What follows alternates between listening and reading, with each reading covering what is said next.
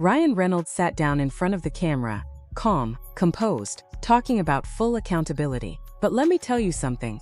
When the man who built his entire career on controlling his image suddenly starts philosophizing about illusion and real life, something big has broken inside. Today I'm going to walk you through the exact clips where Ryan unknowingly takes off his own mask, through his own words, his company's marketing, and Justin Baldoni's silence.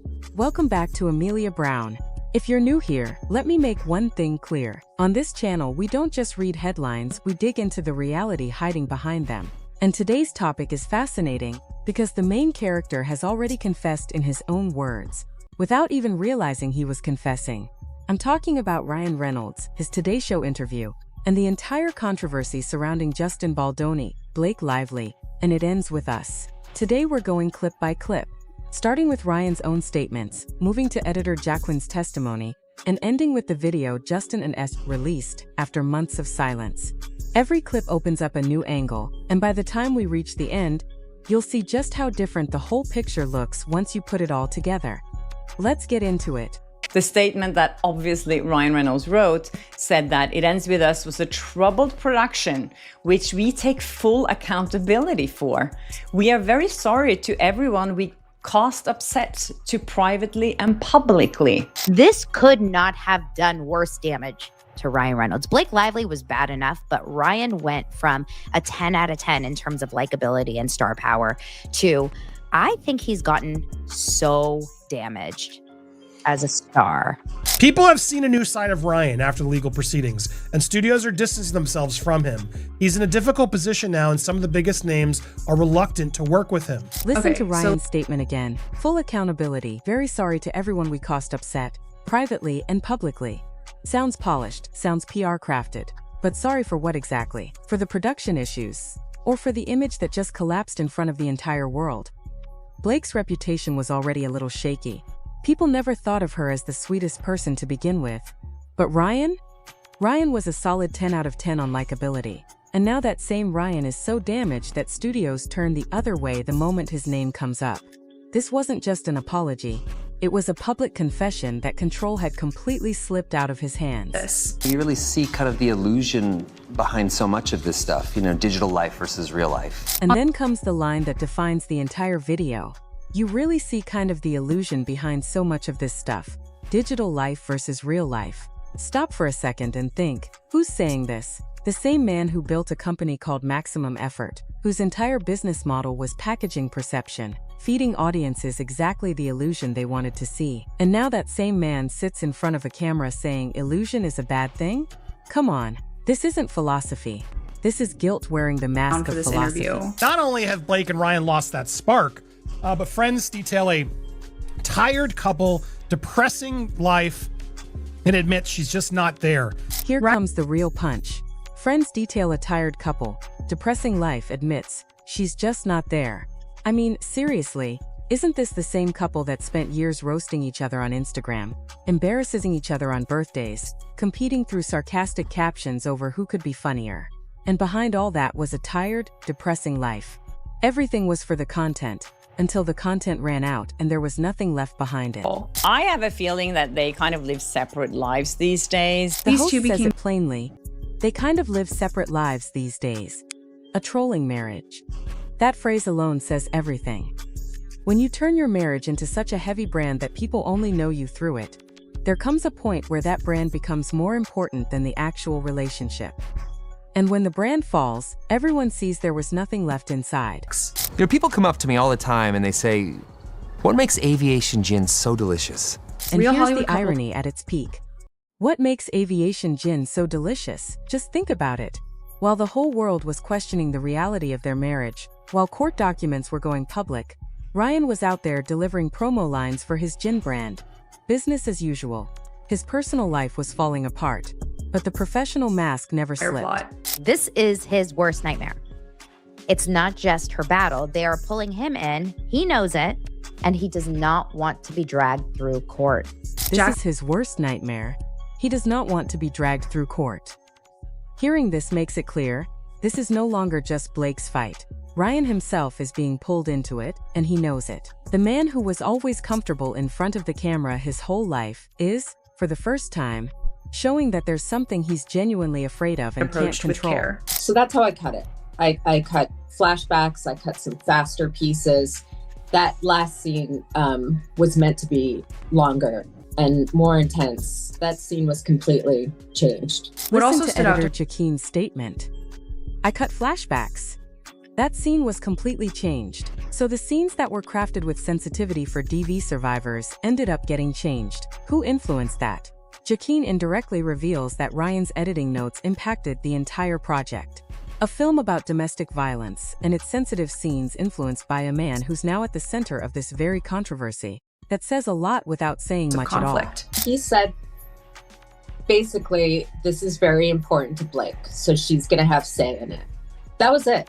There was definitely no bashing, no name calling, nothing like that. Now compare that to Justin's reaction.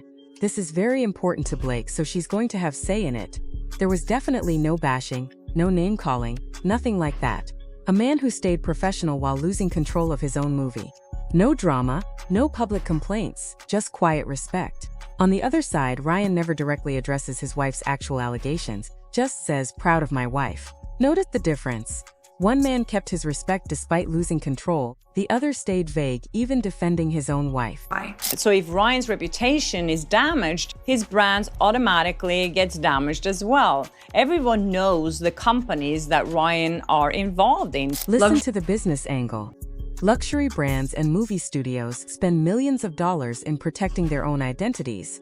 They usually do not want the conversations around a campaign to become completely overshadowed by someone's personal issues.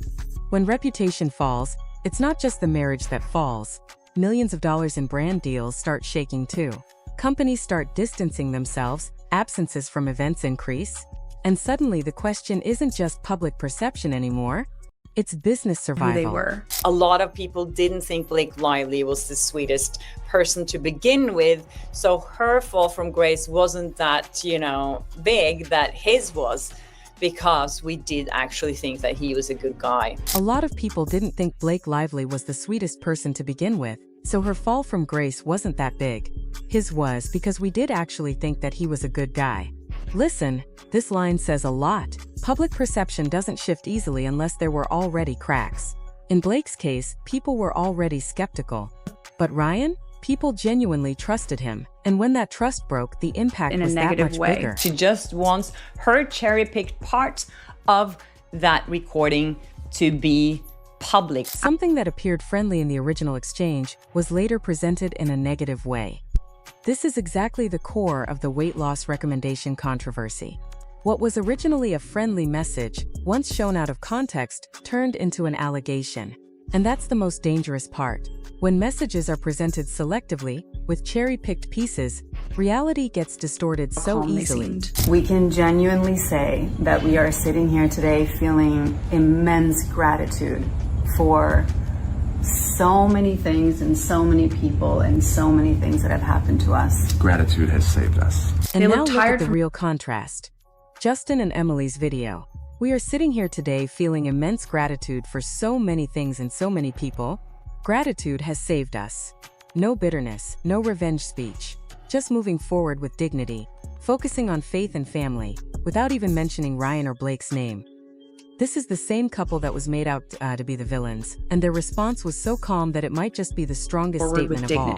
And one thing that we've learned is that when God presses the reset button and everything else is stripped away, that's when love shows up. Back to Ryan's same line. Digital life versus real life, illusion. Hearing it a second time, it sounds completely different. The first time, it sounds like he's supporting his wife. The second time, it sounds like he's trying to convince himself. One more time. You really see kind of the illusion behind so much of this stuff, digital life versus real life. The public version of his life was not the complete picture. Ryan, how are you going to spin this? What are you going to say now? Because we have it in your own words. I mean, nothing could be more direct than that. Ryan's own words, in his own interview, on the record. What's left to spin at this point? Ryan, how are you going to spin this? What are you going to say now? Because we have it in your own words. From the final punch. I don't understand why they just don't turn off comments altogether. Now it looks like they have like 13 real fans, which are their fan pages that are commenting. Come on. When your own fan base shrinks down to the point where it's just the pages commenting in support, you know exactly where public opinion has gone. This isn't just a comment section problem. It's a symptom of a complete collapse of public image. Conflict. I don't understand why they just don't turn off comments altogether. That would be actually a better alternative for her and Ryan, because now it looks like they have like 13 real fans, which are their fan pages that are commenting. So look at this: Ryan's own interview, his own company's marketing lines, his editor's testimony, and Justin and Emily's calm response. Put it all together, and the picture becomes clear on its own. Was Ryan really discussing the philosophy of illusion, or was he unknowingly admitting something about his own marriage? Let me know your thoughts in the comments, and if you enjoy this kind of honest deep dive breakdown, hit like, subscribe to Amelia Brown, and turn on notifications, so you never miss an update.